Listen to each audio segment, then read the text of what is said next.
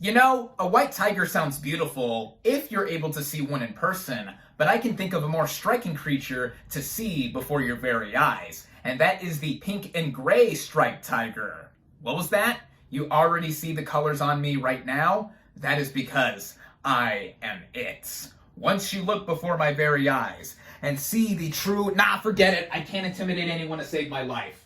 What is up, everybody? Random Man here, bringing you another video during this current quarantine era. I hope everyone out there is continuing to stay safe and be well during this unpredictable time, as I am here bringing you my review for the film adaptation of The White Tiger. Based on the 2008 novel of the same name, written by Aravinda Diga, the plot of this drama basically follows the epic journey of Bahram Halwai, played by Adarsh Gaurav, a poor Indian driver who must use his wit and cunning to free himself from servitude to his rich masters and rise to the top of the heap. Going into this movie, I was very excited to see it. This is a film that is based on a book that I actually read in high school. It was during my senior year literature class, and it was genuinely one of the best books I have read throughout my 4 years of high school. It is something of a modern social satire that has a lot to say, and just the language in itself and the overall structure and construction of the novel had me so invested that it did make me wonder what a film adaptation of this thing would look like. And now we finally have it, courtesy of Netflix. And as soon as I saw the first trailer for this film and my memory was jogged that it was based on a book that I had loved, I was instantly hooked to see it. And it looked like a lot of what I had imagined in reading the book over 6 years ago. Starting out with the cast and their performances, we have Adarsh Gaurav as our main character, Bahram Halwai. This is the actor's first leading role in a film, and I gotta say, this is a star-making turn from the actor. This is a complex character that he has to play, and he's in basically every scene of this movie too. It is with that approach that we vividly see his journey in trying to make something of himself and get out of the poor circumstances that he was born into by becoming a chauffeur for the rich family who oversees his poor village. And he is subjected to a lot of verbal and physical abuse across his time being under their servitude, mainly from the father and older brother of this family. But we do get to see some compassion and some sympathy from the other brother of this family who is in charge of him, and that is Ashok, played by Rajkumar Rao. He doesn't entirely believe in the treatment of all of these servants that his family has, and he does show Balram a bit of respect. Even with that, there are shades of family influence all over Ashok within his characterization at times in the film, and a lot of credit has to be given to Rao as a performer, as he gives a subtle performance when he needs to, and an overt performance when he needs to as well. Then the last worthy player I have to give a big mention to is Priyanka Chopra Jonas, as she is credited here. She plays Pinky Madam, the wife to Ashok, and like her husband, she doesn't believe in the bad treatment that her family servants constantly get. And like her husband too, both of them grew up in the United States despite being from India, and have since returned to their home country with a completely different outlook on the world, and that is why they don't believe that their servants should be physically and verbally abused all the time. One point in the movie has her even sit down with Balram and ask him what he really wants to do with his life instead of being so submissive to her and her family. And that is a standout scene in my opinion, and I think that backs up the skill that Chopra Jonas has as an actress. Basically, I think this movie is proficiently performed all around, and getting into the writing and directing by Ramin Bahrani, he makes quite a few wise decisions in how he decided to adapt this book to film, and he's actually good friends with the book's author in real life. So it's almost as if it was meant to be in him adapting his friend's novel to a movie. And when the movie begins, we begin in Media Res, where we see a pivotal turning point of the movie that eventually happens in the middle of the film get shown at first, and Balram himself then narrates the rest of the film in him going back and forth between writing a letter to the Premier of China who is visiting India the next day and telling his life story. Now, in movies, usually I am not a fan of giving away what happens at the end of a story at the beginning. Otherwise, there is just no tension or no curiosity to be given when the film ends. But given the source material that this film is based off of, and I think that it was a wise decision to be able to do this, it makes for the journey of Balram to be a much more engrossing one, and we see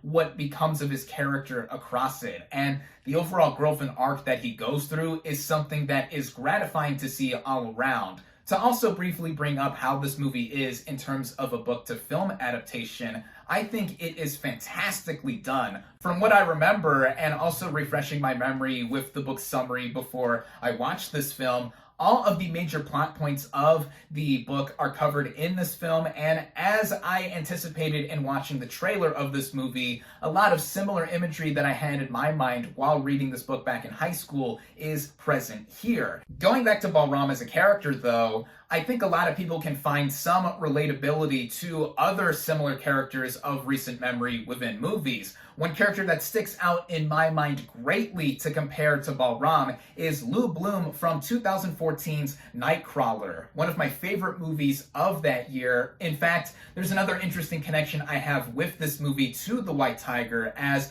on the way over to see the movie the night that my dad and I saw it, I was explaining to him how I had just read The White Tiger in school, and then, much to my surprise, after we got out of the movie, it stuck out a lot to me in being very similar to the book I had just read. And now, having seen its film adaptation, it applies in a lot of similar degrees as well, in seeing a character being a bottom feeder, trying to make his way up, and there are various questionable and not so morally right methods that he does it through. This is also backed up by how this movie is thematically, in taking a lot of the same themes of its source material and applying them throughout, and writer-director Balrani has done it in a very unique way that separates it and also makes it similar to other movies of its kind.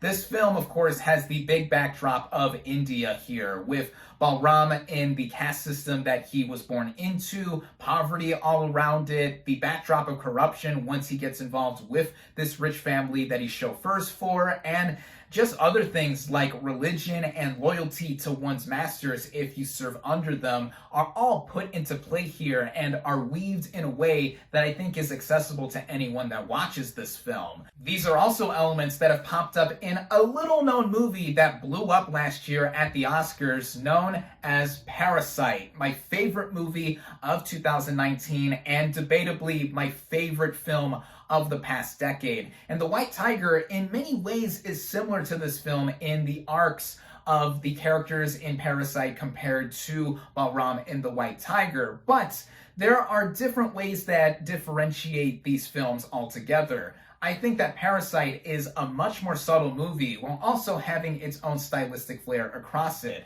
The White Tiger, by comparison, has the subtlety of an emergency services vehicle passing by right in front of you. As filmmaking-wise, this movie is literally in your face for a lot of it. There are quite a bit of close-ups on characters' faces, particularly Balram, who is just seething with a lot of thought and even anger and mixed emotions across the film. That brings me into talking about some of the technical elements of this film too. I already mentioned a bit of the cinematography that goes into a lot of close-ups on characters' faces, but even aside from that, the movie is superbly shot all around, with the big contrast of the poor village that Balram comes from, and also showing off the big city of Delhi, where he eventually moves and works for the rich family in chauffeuring them around. The production design too, and how India it's shown at its greatest in terms of progression in the big city life, and also just the regression of decay that people are still subjected to. In terms of the story's context, I am not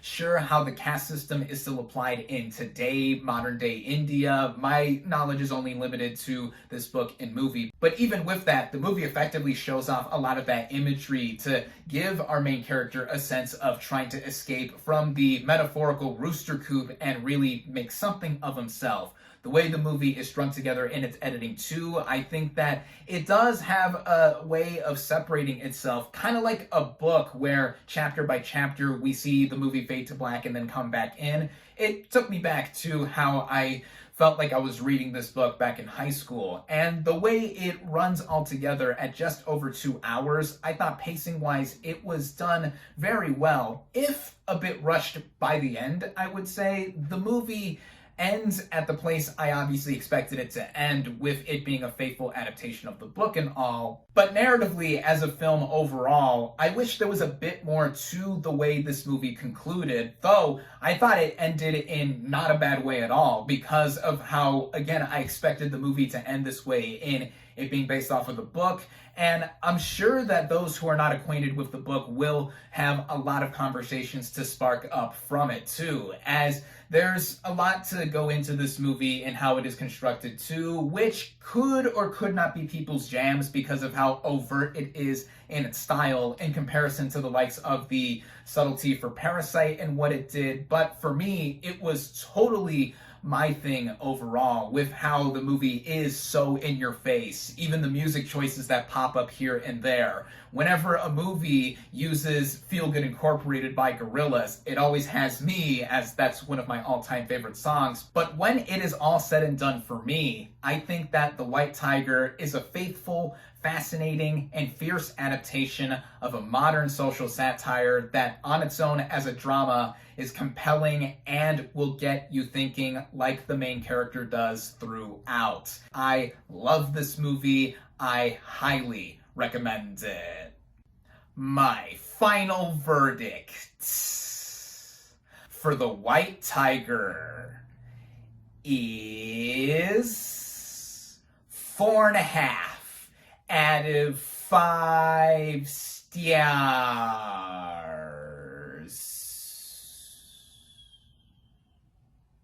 Thank you all, as always, for watching. Be sure to like this video, comment on what you thought of The White Tiger. Social media links in the description. Subscribe to my channel for more, and I'll catch you on the next movie review.